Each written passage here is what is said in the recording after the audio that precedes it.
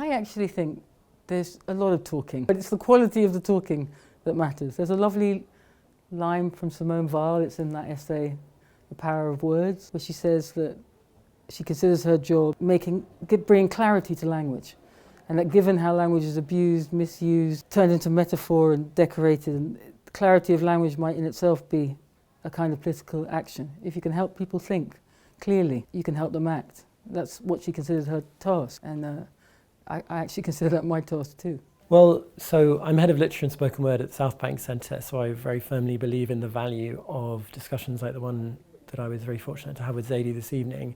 I think that the free exchange of ideas and the sort of uninhibited expression of these things is absolutely fundamental. I think particularly having just emerged from the pandemic, I think there's a real hankering and craving for being back in a physical space and hearing from authors, from thinkers, from scientists, from artists directly. Perhaps especially these days when we have such screen-based lives, I think actually having human interaction with people where we can't see each other in binary terms, in tribal terms, in reductive terms of identity groups.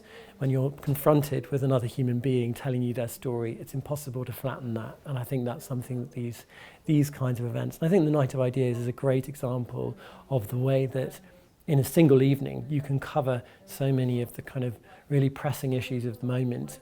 So I'm incredibly excited to see what comes next in the evening, and I think it's very timely, and I'm a firm believer in that kind of, I think it's a fundamental thing that goes right back basically to the dawn of storytelling, when the likes of Homer and so on, those things were all oral poems and stories that were read, and I think it's a fundamental human need to come together and to hear those. And panel discussions are just sort of a recent iteration of something that's been going on for a very long time. We need to create much more space to have open discussions where people can challenge themselves to think differently, to listen to different viewpoints. That is incredibly important. And I think part of that comes with just connecting to different people. You know, as a society, connecting to other individuals matters to us, and we need the opportunity to do that in the real world. Online's been great, but actually real connections are important. It's a great initiative to have this sort of evening to discuss ideas. It's a very French initiative, a Night of Ideas, but it's wonderful, and it's so important because, you know, ever since Brexit there have been fewer opportunities for people on each side of the channel to meet each other, to see each other, to sort of come together. And so to have an evening like this, organised by France but in the UK, is a great opportunity. I absolutely believe we need to create new social spaces for discussions. I once worked with a great historian called Theodore Zeldin, who wrote a lovely book about the French, actually. He said to me once, he said, "A satisfying conversation is one which makes you say what you have never said before." And I think that is the essence of creativity, to bring two people together, to have a conversation where they start seeing the world from each other's perspectives, where they say things they never thought before, where they start seeing the world through each other's eyes. That's the power of empathy as a radical tool of change. It starts with culture. It starts with me and a stranger talking together on the bus. It starts with me talking to the quiet librarian who lives across the street who I never talk to. The whole idea of the Night of Ideas is to spark conversations, to spark creativity. You don't have political and economic change without cultural change.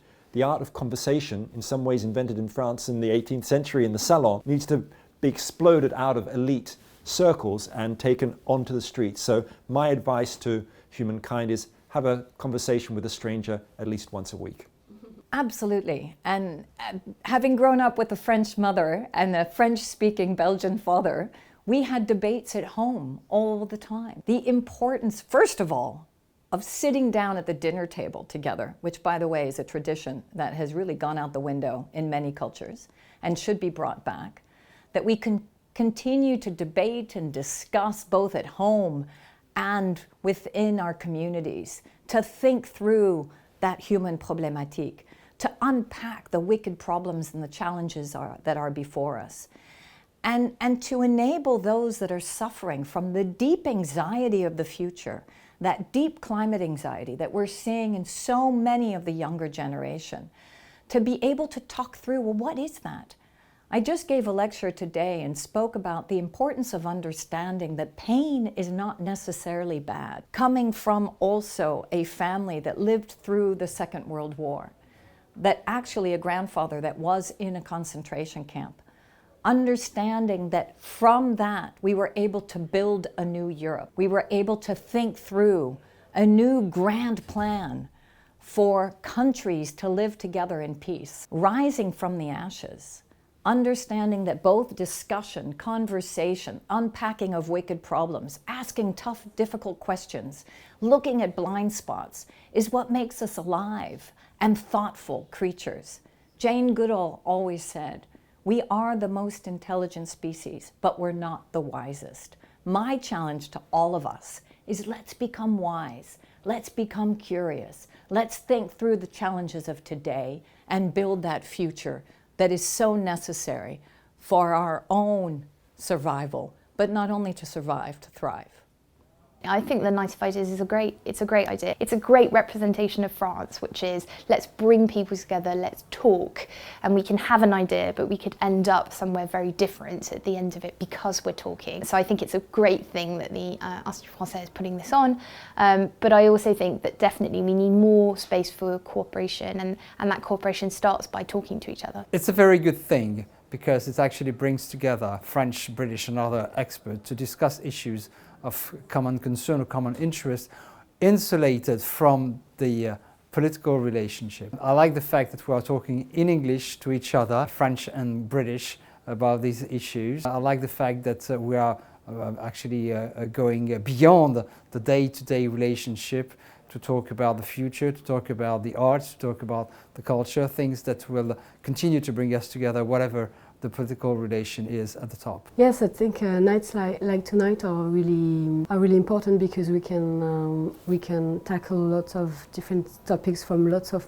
perspectives. There are researchers, artists, economists, so it's very refreshing to mix and to have all these different perspectives and things. All the time, and I think we need more space for that kind of discussion in an intergenerational way. We need around these tables where we discuss the very people who are living through this experience. What I enjoyed this evening, for example, was the fact that we had people in that room who are in some of the institutions that we're talking about.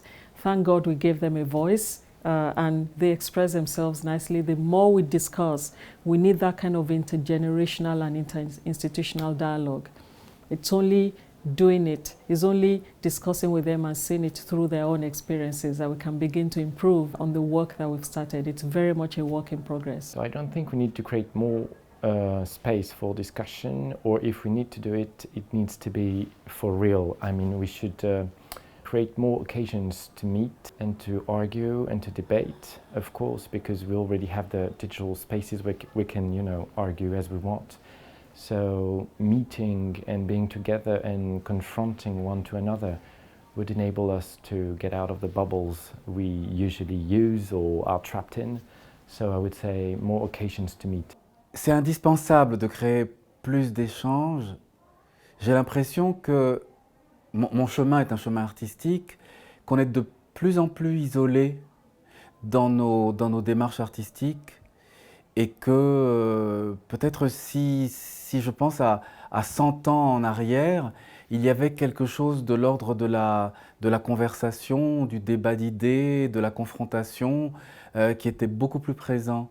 Et effectivement, créer des événements où peut-être on rencontre des gens qui ne sont pas exactement de notre famille de création, mais qui nous poussent à regarder la différence, à regarder l'ailleurs, à penser autrement, ça ne peut que nous enrichir dans un monde qui a tendance à tout formater et dans un monde qui nous pousse à recevoir les informations qui concordent avec ce que nous pensons. Et dans un monde où, comment dire, la dialectique est de plus en plus restreinte et la dialectique devient insulte ou devient cri. Et en revanche, la possibilité d'entendre l'autre nous dire quelque chose que nous ne connaissons pas, quelque chose avec lequel nous ne sommes pas forcément d'accord, c'est urgent. Donc, en plus, le faire la nuit, c'est encore plus beau. I think that human beings are influenced by stories and not by fact. Otherwise, we would have solved climate change a long time ago. We have had the facts for years, for decades, and we're still running super fast to the wall. But what makes people change and what makes people decide to take a step towards something that is new to them and might be uncomfortable is actually stories and things that resonate with them, that is said by a person, and they see that person rather than the archetype that they have in their mind. So that's why I think that in real life interaction and hearing stories and different thoughts and perspectives from people is incredibly helpful. So we need that, and we need to match it with actions right after. La Nuit des idées est un événement, une rencontre vraiment magnifique parce que ça permet dans plusieurs pays du monde de réunir des idées, de les inviter à se confronter, à se frotter, à faire des étincelles. Et je trouve vraiment que c'est une initiative magnifique. Et ça, c'est quelque chose qu'on doit porter au crédit de notre pays, de sa diplomatie, de son travail à l'étranger, de la langue française aussi, de sa pensée. Voilà, je crois que c'est une des grandes réussites de notre pays.